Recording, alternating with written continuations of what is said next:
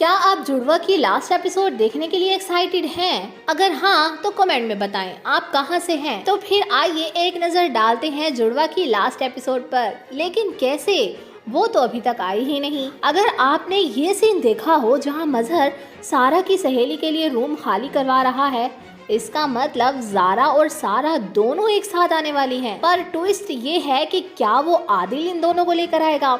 अरे नहीं, चलें इस सीन को देखते हैं जहां ज़ारा की माँ कराची जाने की जिद कर रही है।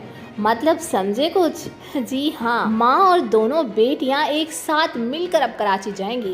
पर क्या आपने सोचा मजहर का रिएक्शन क्या होगा?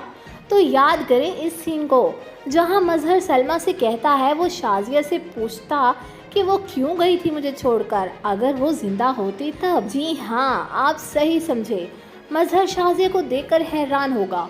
फर्रत का किस्सा तो बाद में आएगा जब वो मजहर को बोलेगी कि धक्के मार कर इसको घर से बाहर निकालो।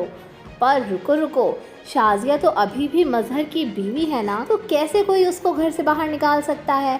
तो बात फिर अगर शाजिया नहीं जाएगी घर से बाहर तो फिर कौन जाएगा? घर से बाहर निकलेगी फर्रत। लो जी, फर्रत का काम तमाम होने को है। अब आप मुझे ये बताएं कि फर्रत जेल जाएगी हर ड्रामे की स्टोरी की तरह, या फिर इसको पागल कर देंगे? दिमाग लगाओ और मुझे बताओ। तो मिलते हैं एक नई एपिसोड के साथ।